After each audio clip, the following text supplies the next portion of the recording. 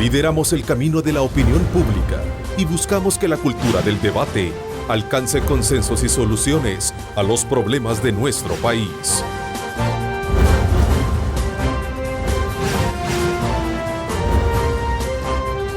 Diálogo con Ernesto López. Lunes 27 de junio, ¿cómo están? Qué gusto, qué placer enorme, como siempre, saludarles a ustedes. Gracias por sintonizar Cadena Megavisión. Somos canales 15, 19 y 21, cubriendo como siempre todo el territorio nacional.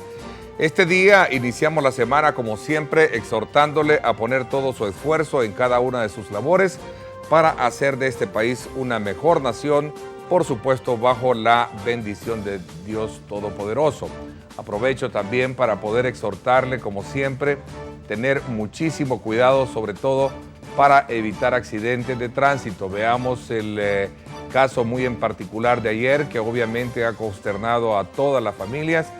Esa situación de riesgo que representa el desplazarse por las carreteras, así es que desde ya pues póngale muchísima atención y sobre todo a las autoridades para poder controlar precisamente aquel sistema de tráfico de vehículos pesados, sobre todo en situaciones de carretera bastante limitantes, como es el caso del Puerto de la Libertad, sobre todo cuando se trata del desplazamiento de la parte norte hacia el sur, que de acuerdo a las primeras indagaciones, y no quiero hacer un juzgamiento real, pero de acuerdo a las primeras investigaciones, parte del problema fue debido a la falta de prudencia y también de desperfectos mecánicos que aparentemente esa rastra de doble furgón llevaba precisamente hacia la parte sur. Pero bueno, serán las investigaciones que lo van a decir. Pero lo importante es que esta mañana quiero dejarles a ustedes esa invitación para que cada uno de nosotros pongamos de nuestra parte para hacer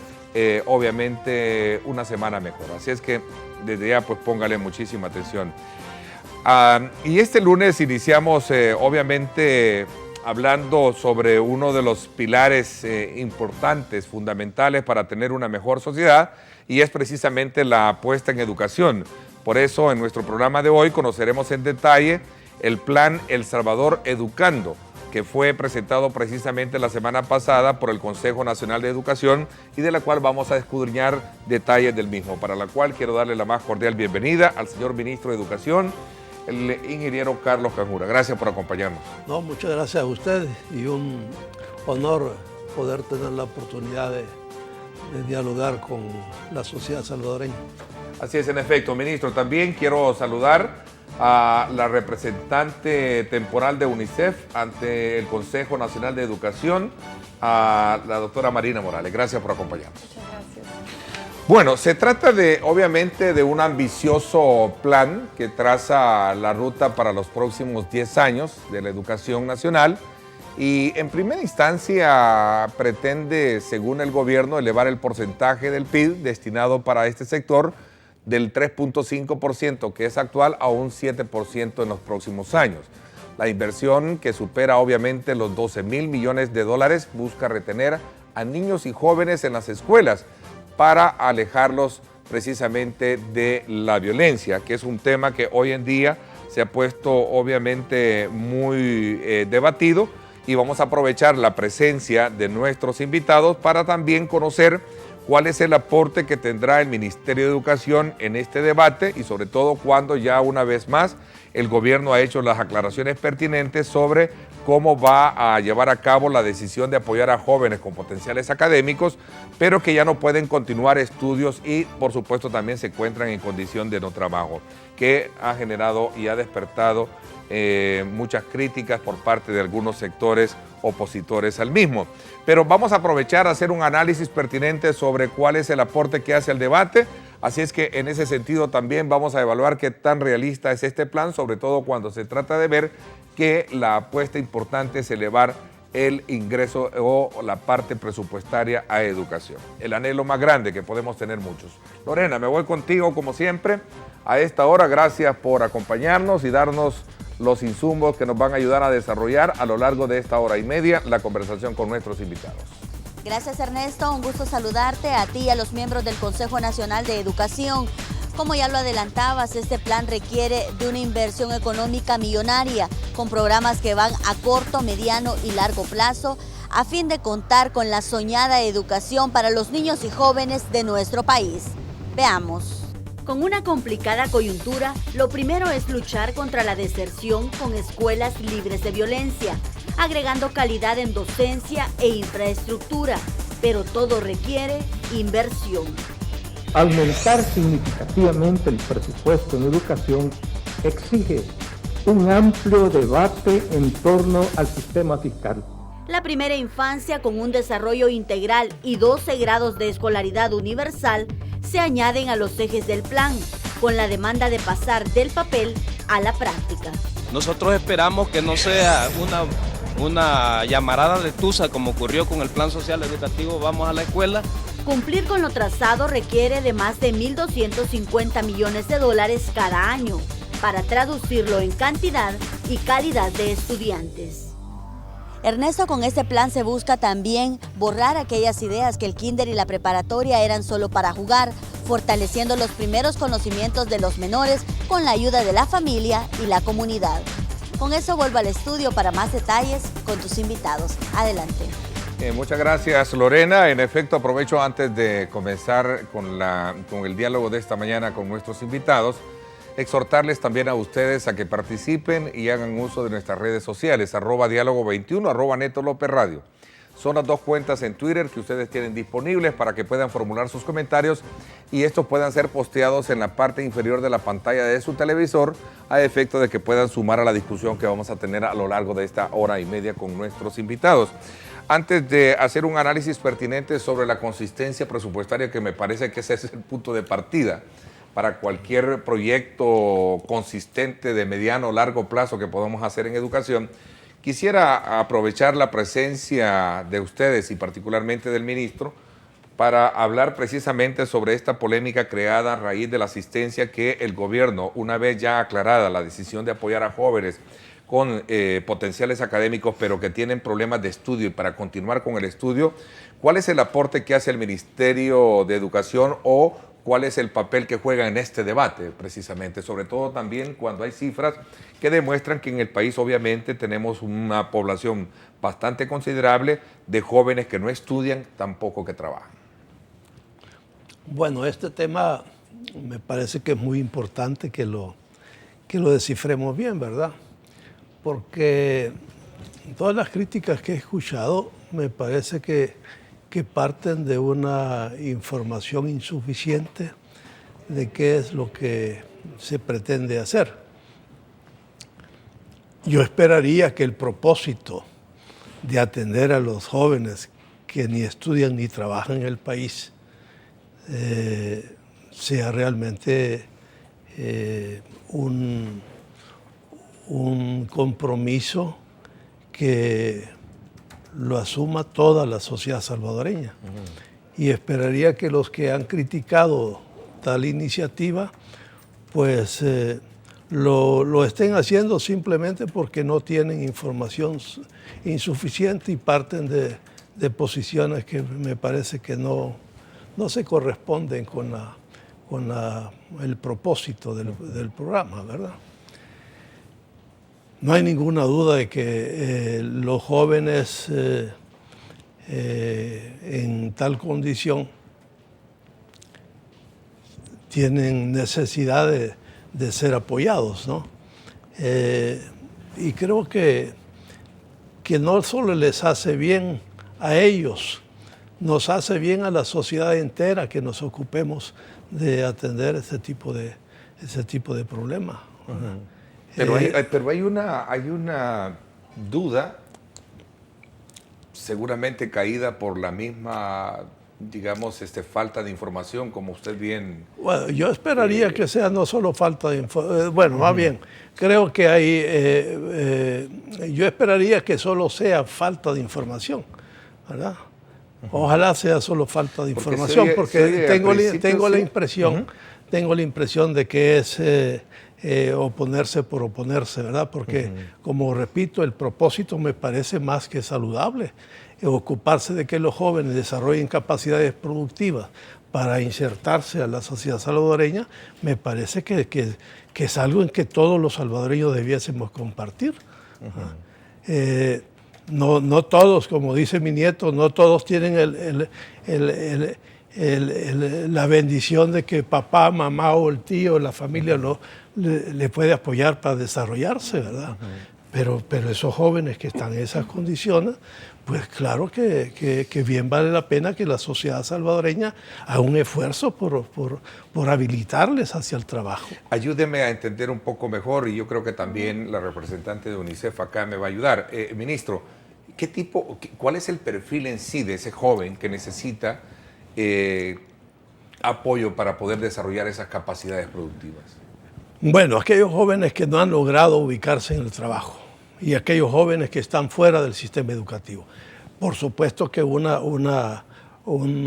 esfuerzo por reintegrarlos al sistema educativo, que es justamente una de las responsabilidades que va a tener el Ministerio de Educación, con toda la oferta que tenemos de modalidades flexibles. Hay pues una posibilidad de que se reincorporen al sistema educativo e intentar que desarrollen capacidades productivas. Hay una programación de cursos que piensan desarrollarse en el sentido de que participen en programas con INSAFORP, programas de formación técnica, ¿no? Que creo que no debiésemos sino apoyar este tipo de iniciativas, es decir, creer que no merece la pena atender a este sector de la población, me parece que es seguir en el mismo tipo de sociedad que hemos estado por tanto tiempo, ¿verdad? Me parece que hay que superar esa manera de ver al otro, ¿verdad? Esa manera despectiva de ver al otro, creo yo que hay que superarla. A ver, ¿qué es lo que pasa a la hora de medir los alcances que puede tener, no solo mediático, sino que también desde el punto de vista social? Porque obviamente, y quizás la parte política puede llamarlo o desacreditarlo desde esa naturaleza, pero hay una parte social, hay una parte técnica. ¿Cuál es la opinión que tiene UNICEF en esto? Yo quiero aprovechar la pregunta para contextuar el apoyo a niñas y niños que no están estudiando y que están, tal como dice el acrónimo, ni estudian ni trabajan. Primero, no se puede ver como una medida aislada. No es una medida aislada. El Plan El Salvador Educado precisamente apunta a las diferentes etapas de vida de la niñez y de la adolescencia. Cuando vemos niños que no estudian y no trabajan, ya es la etapa, por decir así, final, donde ya no logramos hacer todo lo posible para que estos niños tuvieran una infancia sana, saludable, protegida, colmada de cariño y de protección de su familia. No logramos que estos niños continuaran sus estudios de manera exitosa, siguieran en la escuela. Entonces llegamos a la etapa final de la adolescencia y con el paso a la juventud, con personas que no han tenido una formación académica, que no tienen expectativas laborales y que corren un tremendo peligro de involucrarse en pandillas. O de irse o de tener un proyecto de vida trunco, porque no tienen las condiciones para articularse al mercado laboral o a generar ingresos. Entonces, el Plan El Salvador Educado, al final es el producto de la reflexión que tiene la sociedad. O sea, el Consejo Nacional de Educación está representado por diferentes sectores de la sociedad, y los hemos mencionado toda la semana pasada cuando lo lanzamos, y en las entrevistas ha estado el gobierno, ha estado las organizaciones no gubernamentales, sindicatos, han estado iglesias, comunidad internacional, grupos estudiantiles, etcétera, sector privado, en donde pongámonos de acuerdo, que ese es el punto de partida del plan. ¿Qué es lo que el país necesita en materia de educación? Porque no solo el Consejo Nacional de Educación, el Consejo Nacional de Seguridad, también nos dice, mire, todas las acciones preventivas, una gran parte, más del 70% de las acciones preventivas en violencia, dicen que hay que tener una mejor educación. Eso nos dice el Consejo Nacional de Seguridad. Entonces, desde seguridad ya se empieza a identificar que hay que hacer algo. Y el plan El Salvador Educado es este diálogo. Entonces, cuando el plan no solamente es atender, para mi opinión, de manera tardía a niñas y niños que ya no están en la escuela, sino que empezamos desde la primera infancia, identificando necesidades de atención integral al desarrollo de las niñas y niños desde los 0 hasta los 6 años. Luego estamos hablando de la escolaridad y de la transición exitosa entre niveles para llegar al final a la situación en donde ya los niños se nos fueron de la escuela, cuando lo que queremos es evitar que se vayan, pero cuando ya tenemos esa situación dada, algo hay que hacer.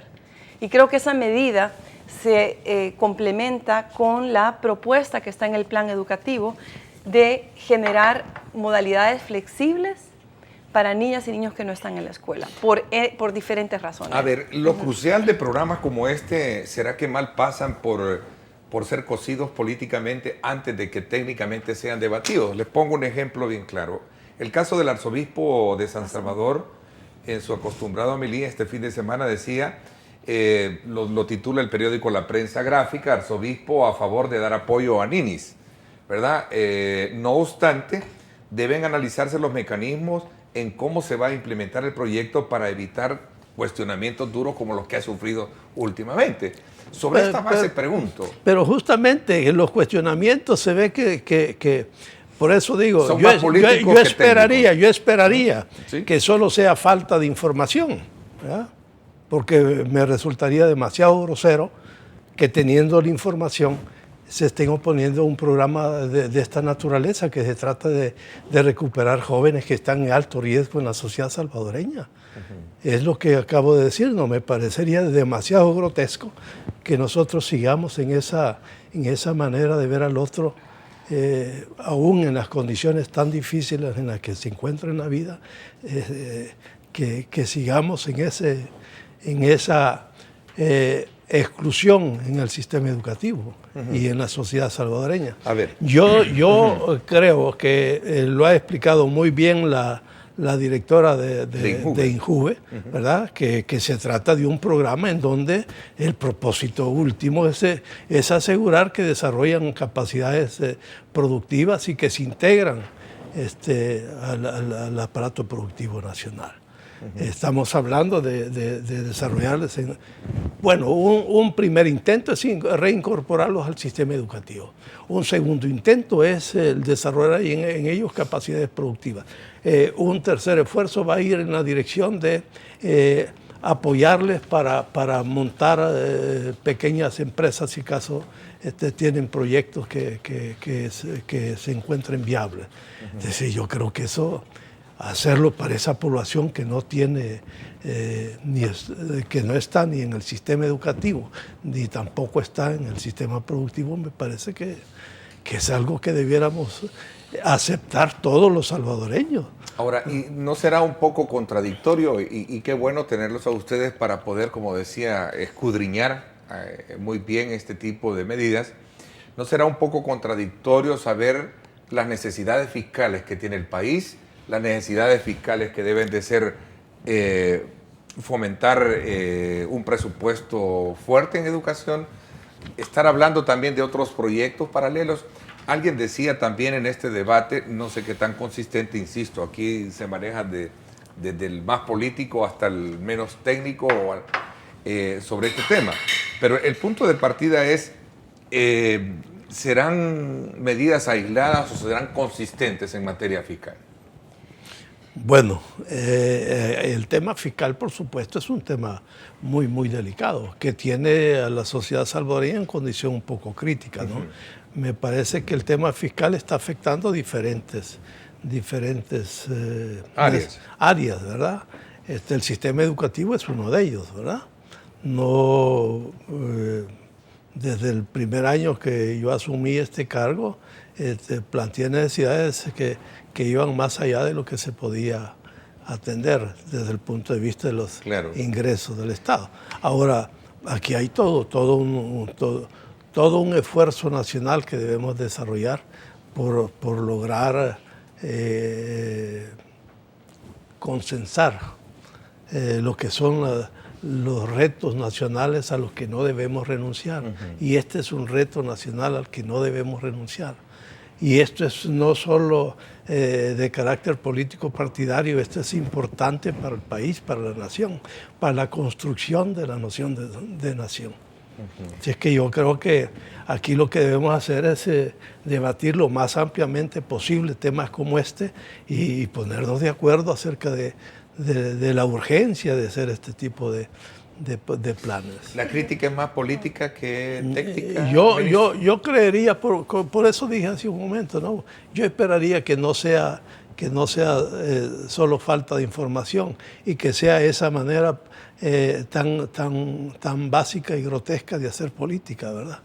Yo esperaría que no sea eso. Es que la cuestión es aquí el tema de prioridades.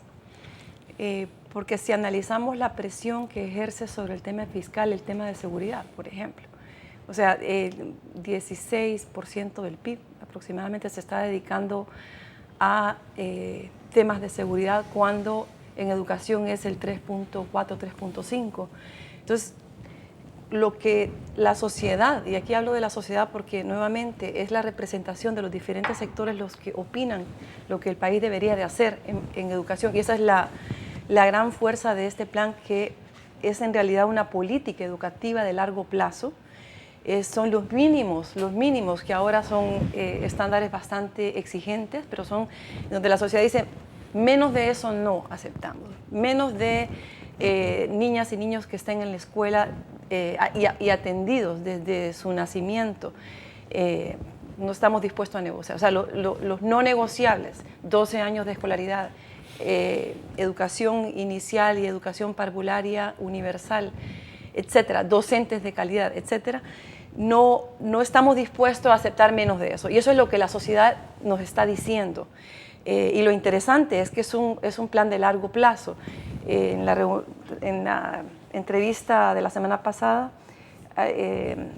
Rafael Pleites decía, esto implica de momento 3 gobiernos. Por ejemplo, el poder darle sostenibilidad y continuidad a este plan. Pero mi punto es este. Cuando analizamos el gasto, por ejemplo, comparándolo con seguridad, el país está invirtiendo por cada persona que está en el sistema penitenciario, carcelario, aproximadamente $1.370. Y si hablamos de los centros de internamiento del ISNA, para niños en conflicto con la ley, son $4.860. Pero en educación, en promedio, el país invierte $650 a $700. Entonces, ¿qué es lo que la sociedad nos dice? Mire, si empezamos realmente a prevenir, y a prevenir no cuando ya son adolescentes y ya se salieron del sistema y hay que recuperar niños. No, prevenir, dice el plan, es entrar con la primera infancia, con nuevas prácticas de crianza, con un cambio cultural, un cambio de enfoque, en donde la niña y el niño nacen en un ambiente protegido en su familia, y el plan apunta a orientar a la familia en prácticas de crianza adecuadas, interacción entre adultos y niños adecuada, con afecto, con comprensión, con límites pero sin maltrato, y luego a retener a los niños en la escuela, que no se vayan a identificar tempranamente los factores de riesgo que hacen que un niño no siga en la escuela. Y responsabilizar estos ambientes, estos ámbitos de socialización, para que no tengamos en el mediano plazo y largo plazo que enfrentar situaciones de niños que ya no están. ¿Qué impacto tendría sobre esa visión que usted me describe una medida como la que ha planteado y la que ha creado toda esta polémica? Lo que yo veo es la articulación. El plan propone generar 24,000 nuevos, no le quiero llamar cupo, incorporar 24,000 jóvenes cada año durante los siguientes 10 años. Y eso va sin duda a incidir en la población de las niñas y niños que no están en la escuela, y más niñas, porque las ninis son niñas ninis. O sea, una de los hallazgos de la investigación es que son más niñas que están... Del término ninis, ¿verdad? Sí, son mucho más niñas que niños los que no están en la escuela, que no están trabajando, que están... Entonces, niños, niñas ni trabajan ni estudian, dicen por otro lado también. Sí, o sea, pero mayormente esa población son niñas, son adolescentes y son mujeres, no son niños. Entonces, el plan de por sí propone, sin que esta medida hubiera sido parte del plan, este plan no fue cocido políticamente cuando se determinó. Sí. Fue trabajado técnicamente más de un año. Y este presupuesto indicativo que tiene es parte de un análisis pormenorizado de todos los rubros de inversión que implica, pero obviamente habrá que hacer prioridades, ¿no? Políticamente fue manejado como una versión de que el gobierno se apresta a apoyar a vagos, como dicen, ¿no? Yo creo que es un término, y lo voy a ocupar así, no por el hecho de que yo lo ocupo, sino porque ese es parte de lo que recojo del debate, de personas que no trabajan cuando hay muchos jóvenes que necesitan becas para seguir estudiando. ¿Es comprensible o es entendible esta reacción social que hemos tenido como país? A mí me parece bastante miope. O sea, es una reacción desde mi perspectiva miope. No puede juzgarse de manera subjetiva la condición de niñas y niñas que no trabajan. Hay cantidad de niñas que no están trabajando porque no siguen en la escuela, porque la expectativa es que no es necesario que estudien, porque no van a estar dedicadas a criar niños y a la casa, por ejemplo. Entonces, incidir en ese cambio cultural es importante.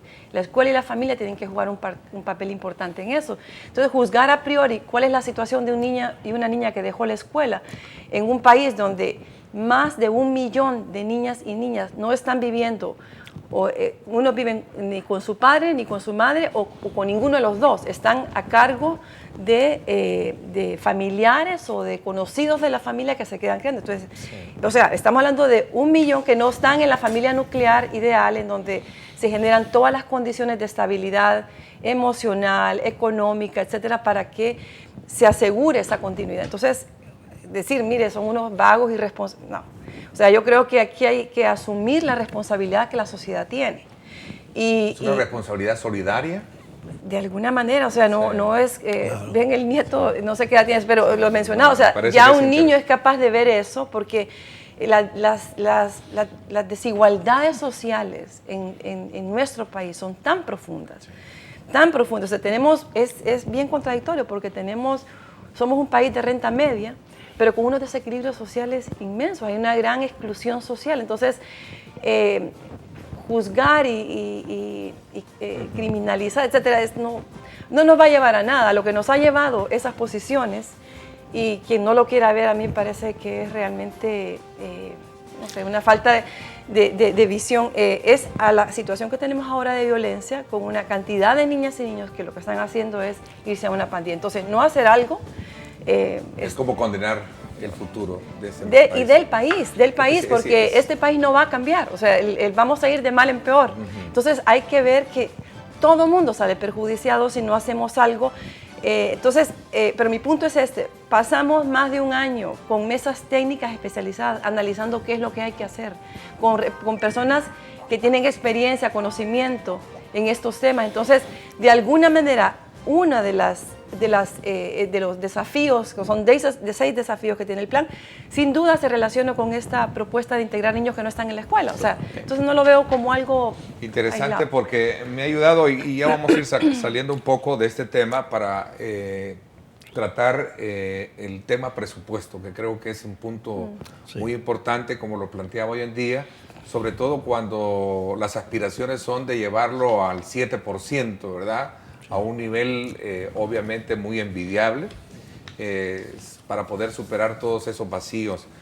Tengo acá un dato, ministro, sobre todo porque hablando siempre sobre este tema, en particular de niños y niñas que no estudian ni trabajan, 1 de cada 4 jóvenes salvadoreños entre 15 y 24 años no estudia ni trabaja, según un reporte que tengo de la DIGESTIC en el año 2013. Sí. Es decir, este es el reto muy en particular que se tiene con un proyecto de esto. Sí. Insisto, ¿qué impacto va a tener desde el punto de vista económico, impacto y el impacto también social, cuando hay una apuesta de esta naturaleza por incorporar a estos jóvenes a ese modelo de actividad productiva, como en algún momento lo está planteando este proyecto? Voy a hacer una pausa comercial, regresamos a hablar de esto y hablar precisamente sobre este lanzamiento del plan El Salvador Educado, que busca elevar precisamente la tasa PIB para poder invertirlo en educación. Vamos a la pausa, gracias por estar con nosotros. Lorena Melara viste 770 boutique, estilo no tiene talla.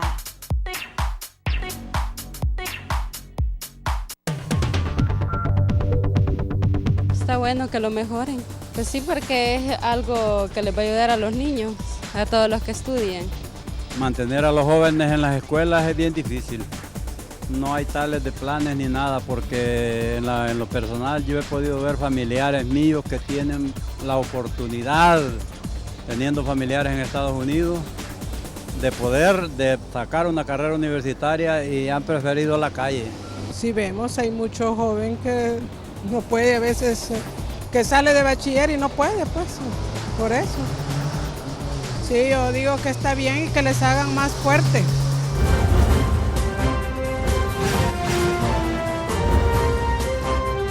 Diálogo con Ernesto López.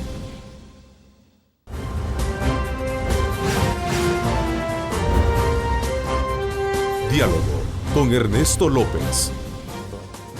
Bueno, gracias nuevamente por estar con nosotros, a usted por estar dando aportes muy importantes a través de las redes sociales, sobre todo cuando se trata de escudriñar bien este planteamiento hecho por el gobierno, que busca de alguna manera potencializar esa actividad productiva que tienen muchos jóvenes que por X o Y motivo han obviamente concluido o han dejado de estudiar y que necesitan ser incorporados a este tipo de actividades. Antes de comenzar y cerrar un poco este ciclo y pasar al tema que tiene que ver con el presupuesto en educación, que es una de las grandes apuestas lanzadas también por el Consejo la semana pasada, quiero recordarle que todos los salvadoreños están disfrutando el exquisito sabor de pollo campestre. Pruébelo hoy en cualquiera de sus restaurantes. Pollo campestre, orgullosamente hecho en El Salvador.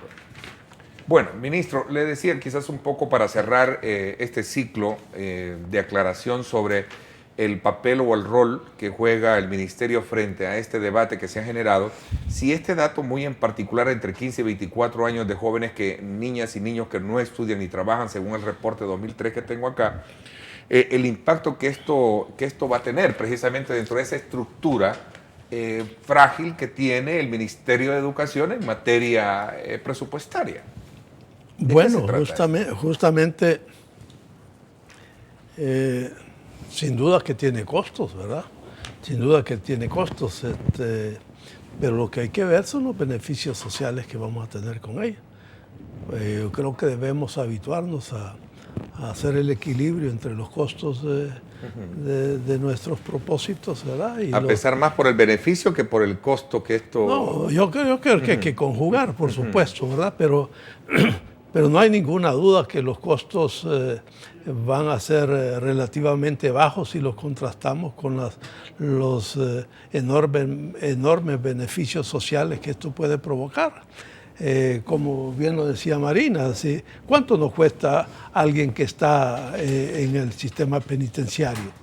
¿Cuánto nos cuesta un joven que está fuera del sistema educativo desde el punto de vista social? ¿Ah? Es mucho más del doble. Sin querer de lo que cuesta en el sistema educativo. Sin querer condenarlo a todos, pero si lo vemos ya desde el punto de vista que está en la cárcel, cuesta $1,300 al mes. Claro, y el estudiante nuestro nos cuesta al año $650. Entonces yo creo que bien vale la pena pasarlo para acá para que nos cueste menos. Eso desde el punto de vista de los costos, simplemente de los costos, pero tenemos que verle también los enormes beneficios sociales que esto puede tener y sobre todo en el avance de esta sociedad que debe ser cada vez más incluyente. ¿Se tiene ya identificado ese grupo de jóvenes en particular? Bueno, ese creo que es parte de las tareas que debemos asumir, ¿verdad? Porque el primer esfuerzo que hay que hacer es por identificar quiénes son aquellos en cada municipio que ni estudian ni trabajan e intentar llevarlos al sistema educativo o al sistema de formación técnica, o donde sea posible para efectos de satisfacer el propósito de desarrollar en ellos lo que venimos diciendo en el ministerio, capacidades productivas y capacidades ciudadanas. ¿Cómo cuidar que no vaya a ser un punto de manipuleo político para beneficio o réditos electorales, Marina? Yo creo que parte del blindaje que tiene el plan para evitar eso es la representación de los diferentes sectores. O sea, porque al final el plan es un llamado, si bien del presidente de la República y de la Secretaría de Gobernabilidad a la sociedad, se ha cuidado, y la comunidad internacional, está UNICEF, pero también está PNUD, está OEI, está la delegación de la Unión Europea, la OEA, espero no haber olvidado a nadie, pero este plan, que es el gobierno, incluyendo el Ministerio de Educación y todas esas instituciones, es un llamado a diferentes sectores de la sociedad, incluyendo partidos políticos, incluyendo sector privado, sí, que están discutiendo en las mesas técnicas estos desafíos que se han planteado con sus 104 acciones. O sea, entonces, ¿qué es lo que se buscó con este espacio de diálogo nacional y esta reflexión colectiva? Es ponerse de acuerdo en lo que los gobiernos, independientemente de su signo político, su vocación ideológica, tengan, respeten las metas, los objetivos que se esperan para la educación del país. Y es que el primer descrédito que lleva todo esto es cuando lo sometemos al debate político, que esta es una medida hasta de carácter populista, según la oposición misma al gobierno, ¿no? Es difícil, o sea, debatir con argumentos así es muy difícil. Yo lo que haría es un llamado a conocer las bondades del plan. Cuando hablamos de la prevención, por ejemplo, primera infancia es el tercer desafío del plan, y habla de una atención integral al desarrollo de la primera infancia, que es atender niños desde los 0 hasta los 6 años.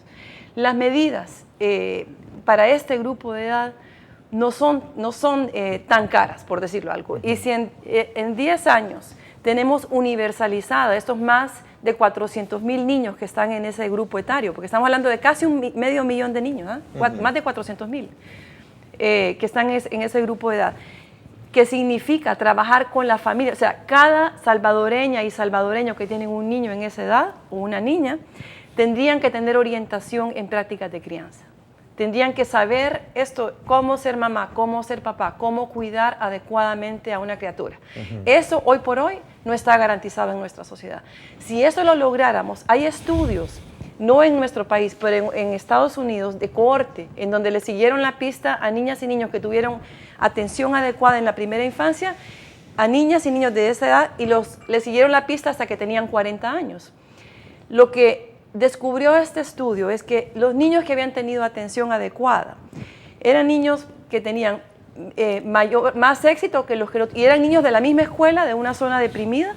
Estos niños delinquían menos, tenían familias más estables, tenían trabajos, tenían, por ejemplo, eran propietarios de casas, etcétera, con respecto a los que no habían tenido, porque toda asegurar que el desarrollo intelectual, emocional, socioafectivo, cognitivo, etcétera, que ocurre en esa etapa de vida, nos asegura a las sociedades tener personas más saludables a lo largo de la vida. Y eso es una apuesta del plan, y eso es una apuesta que si le pusiéramos atención, si lo priorizáramos, en 10 años tendríamos una sociedad posiblemente muy diferente a la que tenemos actualmente. Y son 10 años, si lo vemos con la rapidez que va el tiempo ahora, no es nada. O sea, si de verdad nos pusiéramos las pilas en atender a esta población, evitar que se vaya ningún niño de la escuela, porque recuperarlos es más difícil y es más caro. Pero si evitamos que se vayan, por ejemplo, tenemos coberturas bastante grandes en primero o segundo ciclo de básica, más del 90% de cobertura. Entonces, evitar que estos niños se vayan y tomar las medidas adecuadas de identificación de riesgo, de recuperación, de transición exitosa, etcétera, Eso en el mediano a largo plazo tendríamos una gran diferencia. Y este país de verdad podría ser un paraíso. O sea, decía que Naciones Unidas, PNUD, ustedes pueden de alguna manera jugar un papel más fiscalizador para que esta medida sea transparente y cumpla con esos objetivos. De hecho, la siguiente medida que ya está el plan, que fue un tremendo esfuerzo y un tremendo trabajo. Ahora lo que sigue es generar un mecanismo de seguimiento del plan, que va a hacer seguimiento y a fiscalizar de alguna manera el cumplimiento del plan. Ese mecanismo se va a conformar tanto por representantes del Ministerio de Educación como representantes de las mesas de técnicas que trabajaron los diferentes desafíos. Entonces, la idea es que existan coordinadores de la sociedad civil por cada uno de los desafíos y a la vez un equipo dinamizador al interior del Ministerio de Educación.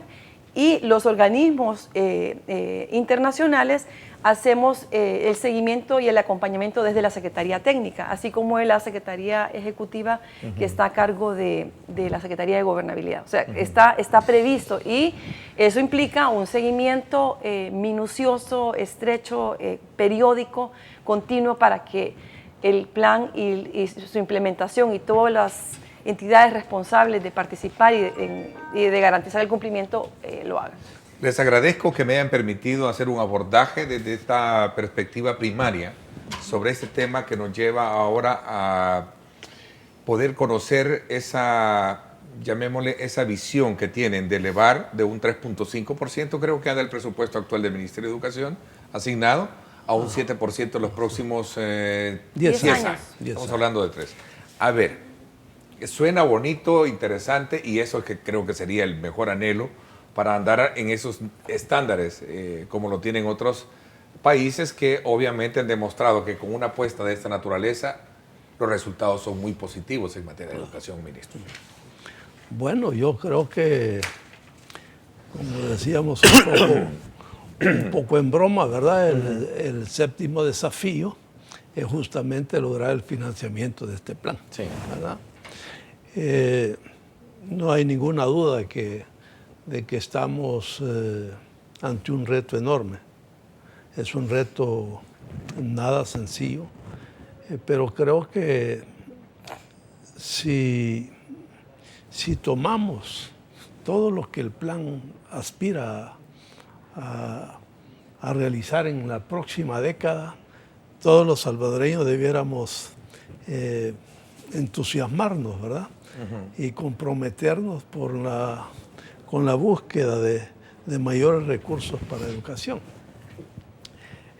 Yo soy de los que creo que en la medida en que vayamos resolviendo esto, vamos a tener necesidad cada vez menor de atender problemas de seguridad. Y a lo mejor esos fondos pueden irse utilizando para temas educativos. Igual en el tema de salud, lo que se está invirtiendo en salud, atendiendo todo este tema de violencia que vive el país, no es nada despreciable, ¿no? Que si se logra reducir de manera sustancial el tema de seguridad, por supuesto que vamos a tener también mejores oportunidades de atención más integral en el tema educativo y en el tema de salud. Pero por otro lado creo que hay que recordar que este país tiene una historia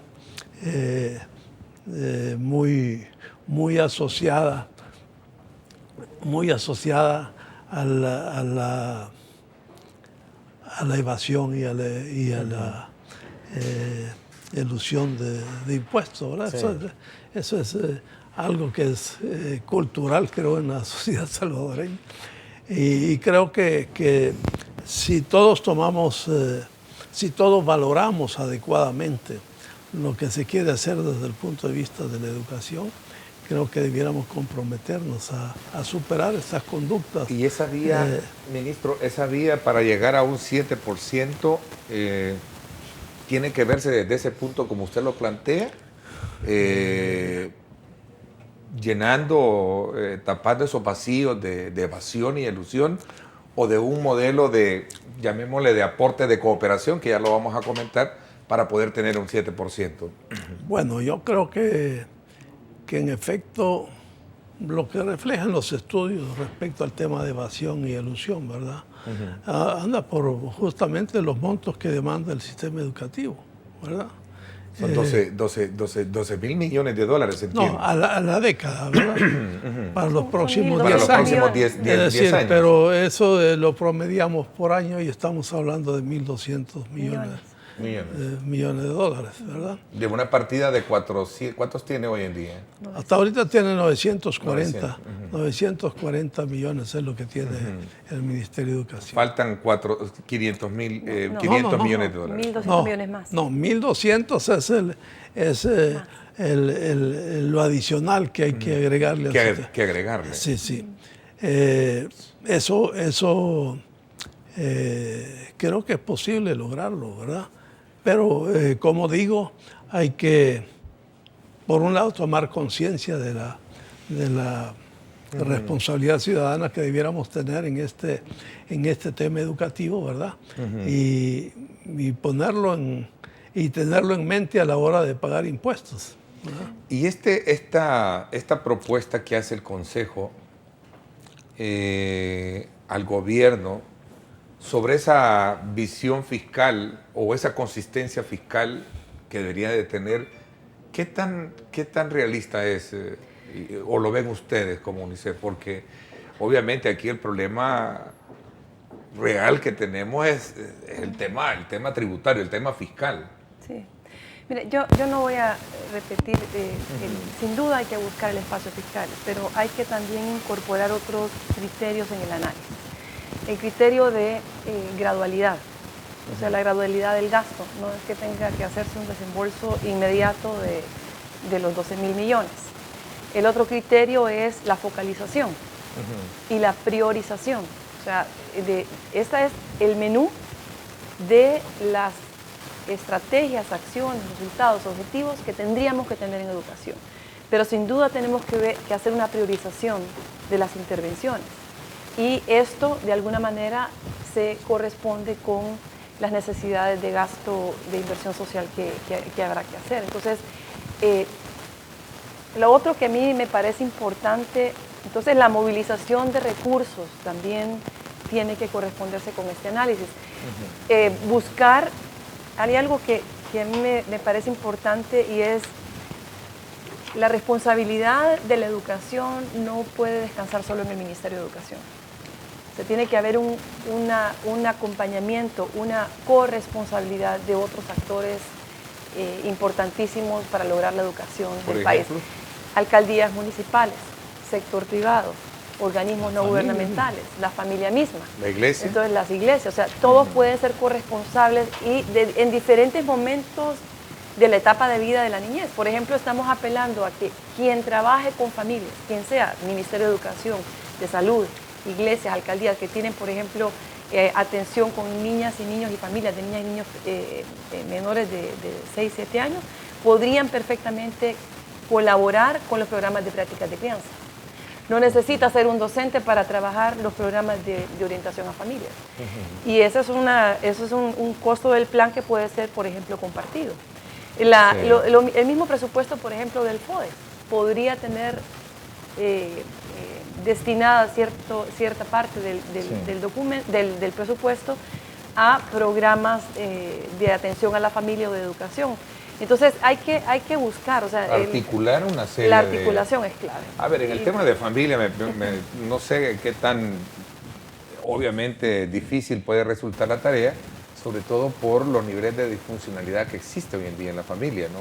Para poder crear esos valores. La mamá por lo general trabajando, el niño queda a la dispensa de la escuela y si no de la abuela o de un familiar, el papá ausente. Entonces hablamos obviamente de muchas inconsistencias de carácter sociales, por un lado, ¿no? Y por otro lado también está el carácter político. Yo entiendo que sobre la base hoy en día, y perdonen que un poco, pero el tema de la educación tiene que ver mucho con la política de este país.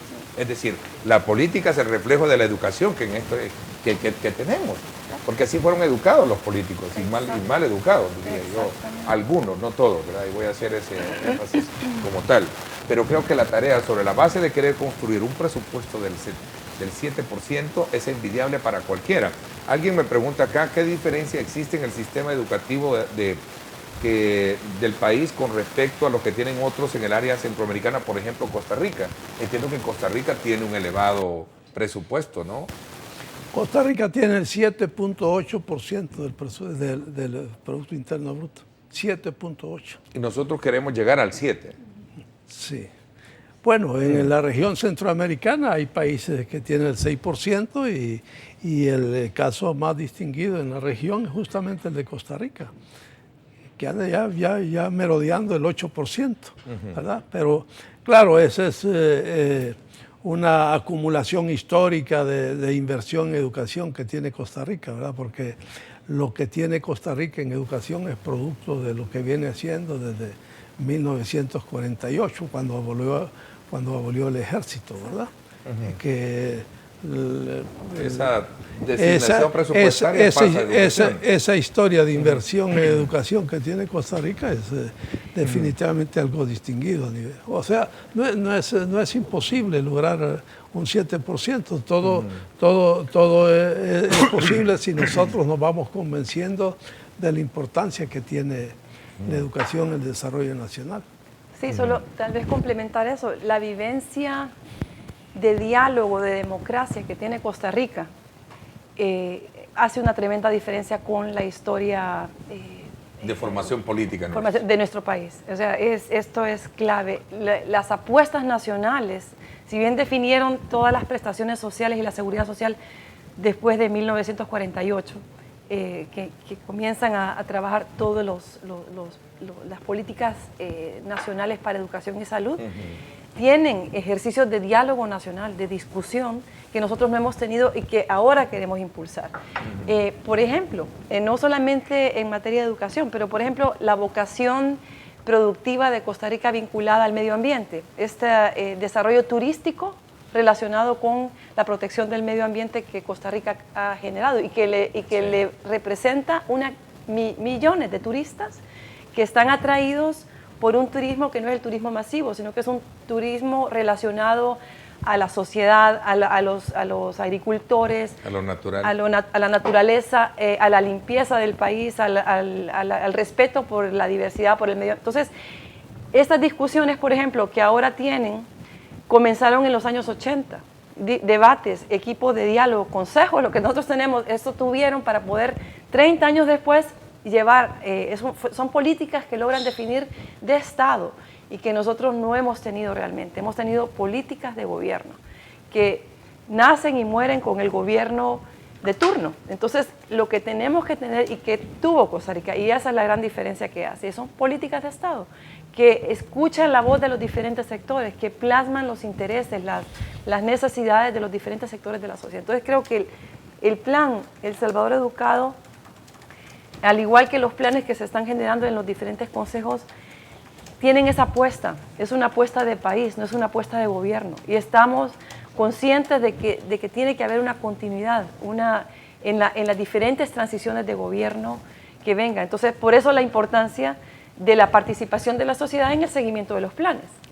Creo que con eso, con estas apuestas, podríamos estar haciendo la diferencia en 5 o 10 años. O sea, a ver, del plan El Salvador Educado comencé hablando de la meta, ¿no? El tema de presupuesto. Hablemos de sus características. ¿Cuáles son los ejes de acción muy en particular que tienen que van a permitir alcanzar esos objetivos? Yo creo que es importante comenzar también conociendo cuáles son esas veredas o esos caminos o los valladares que nos van a llevar para lograr a tener una, digamos, una apuesta de tal envergadura, ¿no? Un 7% en presupuesto es envidiable para cualquiera como tal. Voy a hacer una pausa comercial, ministro. De hecho, aquí están los 6 desafíos que enfrenta la educación. El primero de ellos, la escuela sin violencia, docentes de calidad. Vamos a hablar del tema de docentes. Por cierto, en el marco de la celebración del Día del Maestro, aprovecho nuevamente para saludarlos. Hubo por ahí también algunas demandas, como ya es tradicional, de los docentes, que creo que es otro tema que no puede soslayarse, no puede invisibilizarse cuando estamos hablando de mejorar la educación en el país. Indudablemente. Porque obviamente quien resulte educado va a ser el reflejo de quien lo educó, ¿no? Y si tenemos a un mal educador, difícil, obviamente lo que vamos a tener es una persona o un alumno mal educado. O sea, mal educado en el sentido de formación, ¿no? Sí. Voy a la pausa comercial, hablamos de estos puntos cuando regresemos. Gracias a usted por estar participando. @diálogo21, @Neto López Radio. Son 2 cuentas en Twitter. También aprovecho para invitarlos a que me acompañen. Hoy tengo radio, 6 de la tarde, en directo con Ernesto López Radio. No se lo pierdan, con un análisis pertinente también sobre la situación que vive el país en varios aspectos. No se lo pierda, 6 de la tarde por 107.7 Fuego, estación que pertenece acá al Grupo Radial Megavisión. Para que ya no se genere tanta violencia, el niño va a pasar más ocupado. Entonces, me parece buenísimo. Una reforma que sí sería bueno para la educación, ¿verdad? De la gente que está saliendo hoy en día.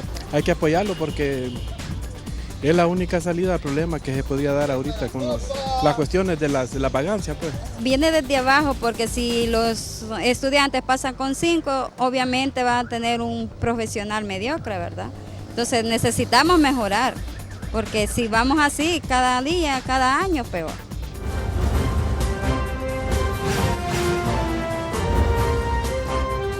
Diálogo con Ernesto López.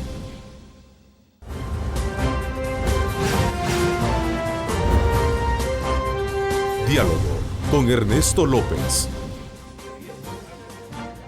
Bueno, gracias nuevamente por estar con nosotros. Creo que es importante exhortarles nuevamente a ustedes a que formulen comentarios y preguntas alrededor del tema de la educación en el país. Gran parte del reflejo, o mejor dicho, gran parte de los problemas que tenemos hoy en día son el reflejo de cómo hemos sido educados a lo largo de la historia. Y creo que no perdamos de vista la importancia que tiene hablar de aspectos puntuales que, quieras o no, carcomen todavía esa visión que se puede tener sobre el modelo de educación que deberíamos de tener para futuras generaciones, para la presente y las futuras generaciones. Sí, sí. Por esa razón, yo creo que hemos logrado repasar a lo largo de esta primera hora de diálogo con ustedes estas características que distinguen el escenario que tenemos actualmente. Sí. Hablemos del plan. ¿Cuáles son esas, llamémosle, esos ejes de acción? ¿Cuáles son esas veredas? ¿Cuáles son esos caminos que nos pueden llevar en su momento a cumplir un objetivo como el que se presentó precisamente como consejo al gobierno, que no solo busca llevar a elevar a un presupuesto del 7% en educación, sino que también de darle consistencia a esos elementos claves de diagnóstico que yo les presentaba en la pantalla? Quisiera de nuevo que me los colocaran. Yo quisiera arrancar diciendo de que el propósito no es el séptimo desafío, ¿verdad? Sí. El propósito es esto. Es este, lograr, este cuadro. Lograr una escuela sin violencia y la escuela como eje central de la prevención en el futuro de nuestra sociedad. Ese es un eje fundamental que tiene una tremenda actualidad, ¿no? Docentes de calidad es una tarea que creo debemos asumir de manera sistemática en los próximos años. Se trata de un esfuerzo que dejamos de sistematizarlo allá por los años 80, ¿verdad? En la década de los 80 perdimos la responsabilidad de formación de maestros en el sistema educativo y se delegó al sistema universitario de manera muy dispersa, ¿verdad? ¿Comercial? Bueno, con muchos signos de esa naturaleza. El tema de primera infancia que nosotros venimos planteando desde la administración anterior, que me parece importantísimo, porque lo que logremos hacer en ese periodo de vida de los niños y las niñas de nuestro país va a ser de unas consecuencias altamente positivas y viceversa, ¿no? Si no hacemos las cosas bien en ese nivel, seguramente no vamos a lograr modificar la sociedad que tenemos ahora. La tarea la tarea de primera infancia es fundamental. 12 grados de escolaridad, que significa superar ese alto grado de exclusión del sistema educativo que se ha tenido a lo largo de la historia, ¿verdad? Se trata de de no quedarse con un sector de la población en la que únicamente se aspira a sacarlo del analfabetismo. Se trata de proponernos que 12 años de escuela sea la aspiración en toda la sociedad salvadoreña. El tema de educación superior, que es un tema importante porque justamente creo que la calidad y la pertinencia de lo que se hace en la educación superior es algo fundamental. Creo que debemos hacer una reflexión profunda para intentar que el sistema de educación superior responda a lo que son las necesidades de desarrollo futuro del país. Creo que estamos haciendo todavía un desarrollo en la educación superior muy tradicional que está produciendo muchos profesionales que terminan en el desempleo porque no se corresponden con las necesidades nacionales. Y el último desafío, que es un desafío histórico, ¿verdad?, que está asociado con la necesidad de cambiar el ambiente escolar, y una parte importante del ambiente escolar, por supuesto, es la infraestructura misma, ¿verdad?, que como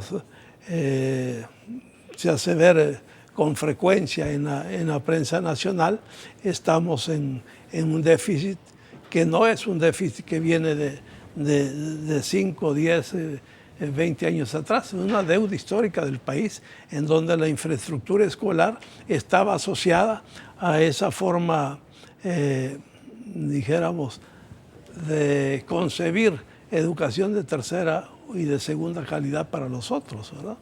En donde las escuelas tenían a veces condiciones demasiado, yo diría, indignas para que se generen espacios de aprendizaje adecuados.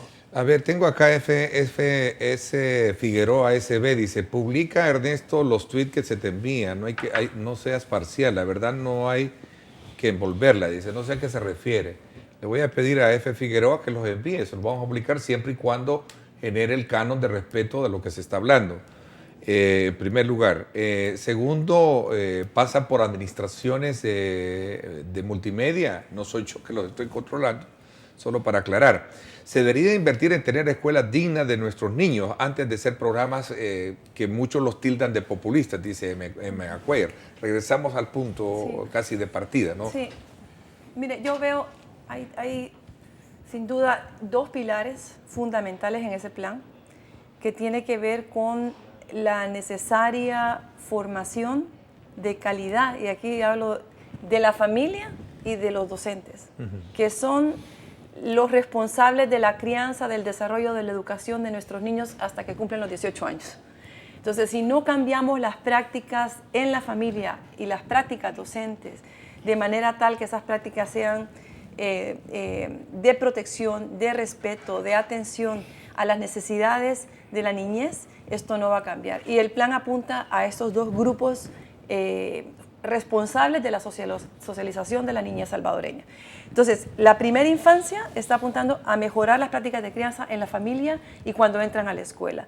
Y en el caso de los docentes, igual. Pero yo quiero dar cifras para que veamos la gravedad, porque si uno ve la gravedad, entonces la inversión realmente se queda corta. La gravedad de las prácticas de crianza en la familia. Hablemos primera infancia. En la FESAL 2008 se incluyó una pregunta para investigar cómo son estas prácticas en familias de niñas y niños menores de 6 años.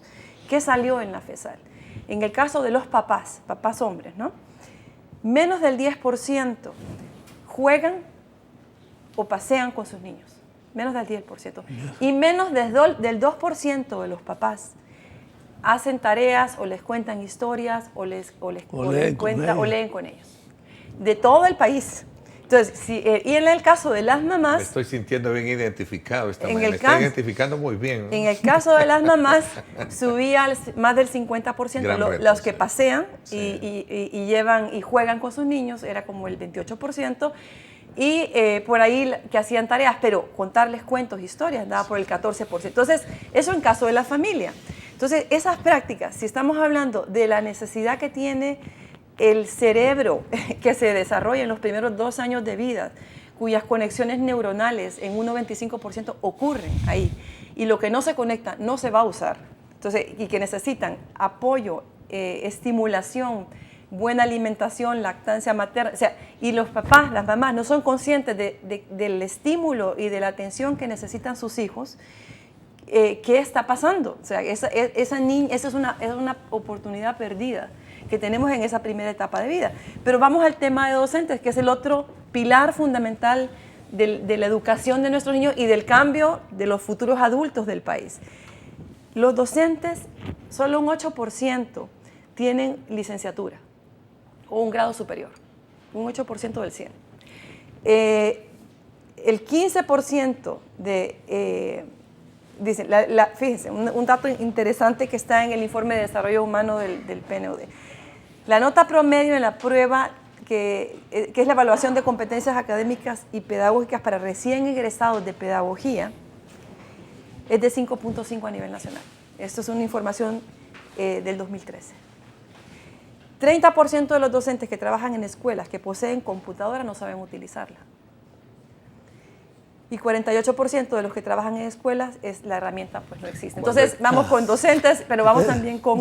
Cuando veo esa radiografía, cuando escucho esa radiografía, no sé, son muchas cosas las que pasan sobre mi mente. Justamente yo es titánica la tarea. Sí. O sea, la tarea es titánica que hay que hacer. Yo quisiera señalar que en el tema de formación de docentes, que lo estamos trabajando desde el inicio de esta administración. Bueno, desde la administración anterior se hizo un esfuerzo en ese sentido, pero yo quisiera destacar todo el esfuerzo que se está haciendo actualmente en el tema de docentes. Nosotros estamos trabajando en la búsqueda de la construcción de un grupo de especialistas que aspiramos que sean 300 por especialidad en las diferentes disciplinas, ¿verdad?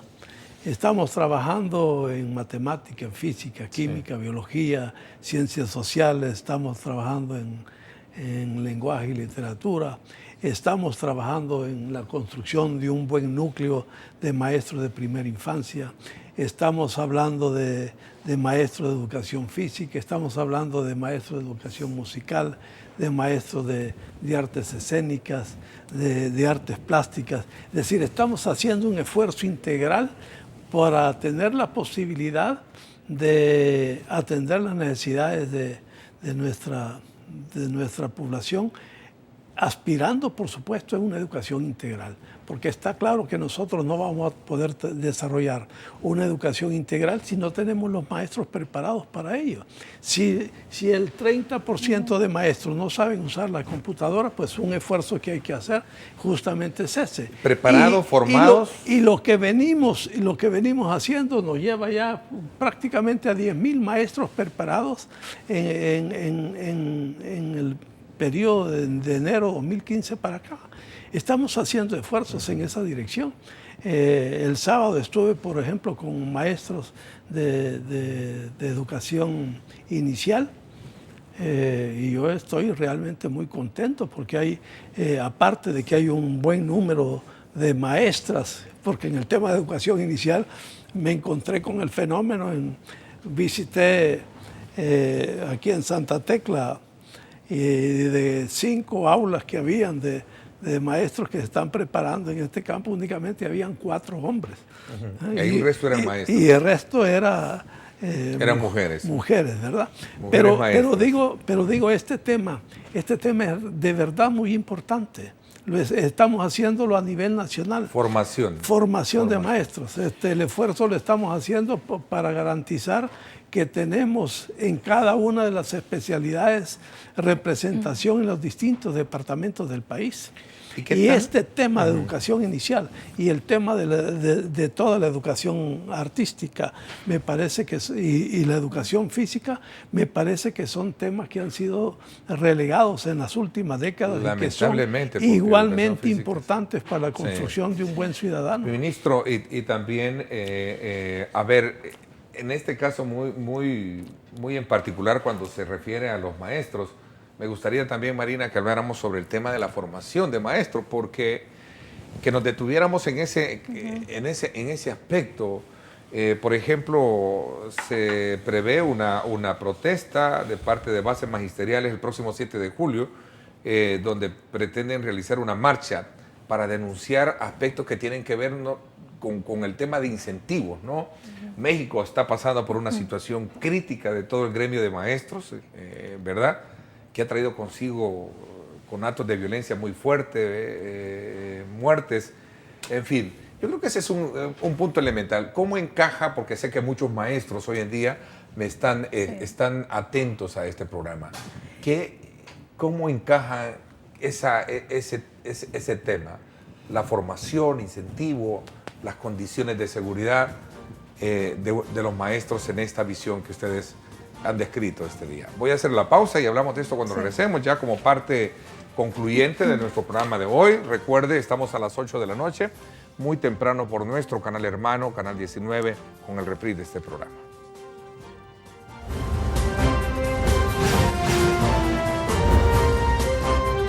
Diálogo con Ernesto López.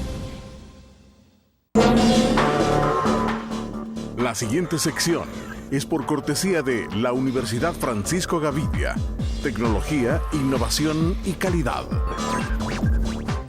Bueno, gracias nuevamente por estar con nosotros. ¿Cómo encaja el tema de la valorización, la revalorización de esa función tan importante que tienen los maestros para educar? Y hablo desde el punto de vista de cómo ellos se esfuerzan en todos los aspectos, ¿verdad? Y que merecen también dignamente ser reconocido esa labor. Sin duda.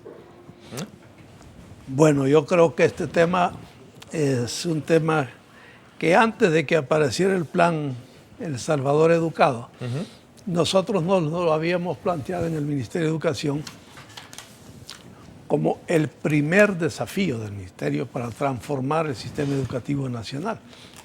Y en efecto, yo creo que esto hay que verlo en tres momentos, ¿no? Esfuerzos que hay que hacer por elevar la calidad de nuestra planta docente en servicio, el esfuerzo que hay que hacer en la formación inicial de maestros y en todo el esfuerzo que hay que hacer a nivel nacional por dignificar la carrera de maestro. Esto va más allá de salarios, aunque los salarios son sin duda una componente importante que nosotros hemos tomado en cuenta siempre y que está contemplada en el plan, ¿verdad? En el plan El Salvador Educado, una componente, una brecha que queremos cubrir es esa brecha en donde el maestro pues no está adecuadamente atendido desde el punto de vista salarial. Eso lo tenemos claro, ¿verdad? Lo que ocurre es que las realidades están impidiendo que se cumplan con los propósitos de satisfacer ese tipo de demandas de la sociedad. Eso pasa también por incentivar la carrera. Incentivar la carrera significa que nosotros debiéramos aspirar a que los estudiantes de altas calificaciones ingresen al sistema de formación de maestros. Eso no va a ser posible si nosotros seguimos dando señales de que esta es una carrera que no es promisoria para el joven. Si el joven se da cuenta de que en otras carreras puede lograr desarrollos profesionales mucho más rentables, está claro que la juventud va a optar más bien por esas otras carreras, ¿verdad? Entonces, debemos lanzar el mensaje en la sociedad de que nos interesa tener maestros de calidad y en consecuencia nos interesaría que ingresaran a esta carrera estudiantes con muy buenas calificaciones. ¿Había motivo para poder celebrar el Día del Maestro? No, yo creo que siempre hay necesidad. Bueno, yo creo que la labor del maestro de verdad hay que dignificarla, ¿verdad? Me parece que a los educadores se le da la enorme responsabilidad de construir ciudadanos del futuro. Y no puede ser que nosotros no celebremos el esfuerzo que ellos hacen en su vida. A veces las condiciones en las que han desarrollado su labor pues no han permitido que sean las mejores y que no se tengan los mejores resultados. Pero no hay ninguna duda que a pesar de algunos algunos modelos que no pueden ser ejemplo en el sistema educativo. El grueso de los maestros del sistema educativo hacen esfuerzos extraordinarios por cumplir con su desafío, ¿no? A ver, ¿sobre eso? este es un tema también fundamental si queremos mejorar la educación en el país. Sí. Mire, el plan parte de un diagnóstico sobre la situación de los docentes, de los salarios, pero también de la situación de su formación y de la calidad educativa que están impartiendo. Entonces sí considera dos aspectos fundamentales, entre otros, ¿no? Uno es incentivos salariales. Más de 3.500 millones de dólares de esos 12.000 son destinados a incentivos salariales en el plan. Pero a la vez aspira a un docente de calidad, y esto pasa por una mejor formación inicial docente, una mejor formación de docentes que ya están en servicios, amarrado a mecanismos de evaluación que no han habido de los docentes en servicios y periódicos, y de certificación y recertificación. Hoy por hoy un docente termina de estudiar, le exigen 3 años de estudio básicos a la mayoría, y luego no vuelve a actualizarse, no hay forma de verificar si se actualizó, si siguió estudiando, si mejoró, no hay ningún mecanismo de evaluación.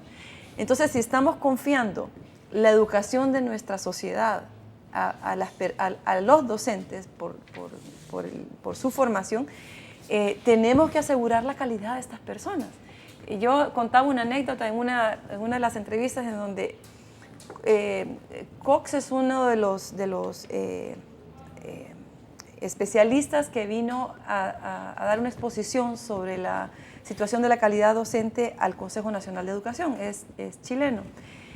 Y él nos contaba, bueno, él primero puso en la mesa la importancia del tema, pero contaba una anécdota que le ocurrió en Finlandia cuando fue recibido por Cancillería. Entonces, hablando sobre el tema de la formación docente con la persona que lo recibe de Cancillería, que es una abogada, le dice, mire, yo soy abogada, pero lo que yo quería es ser docente, lo que pasa es que no me dio el puntaje para poder estudiar docencia.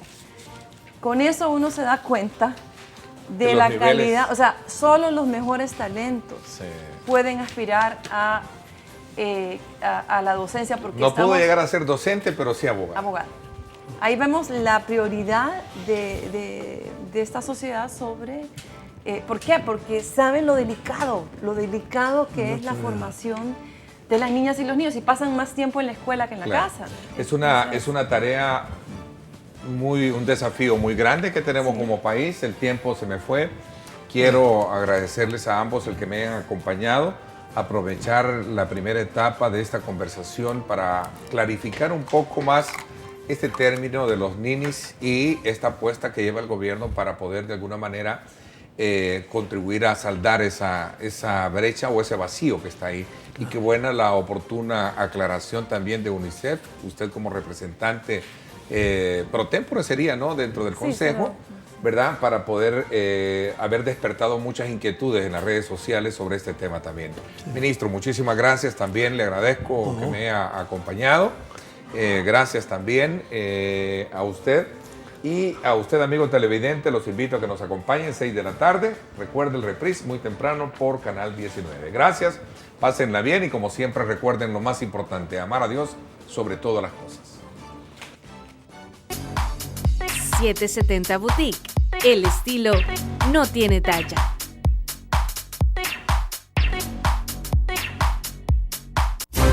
Lideramos el camino de la opinión pública y buscamos que la cultura del debate alcance consensos y soluciones a los problemas de nuestro país.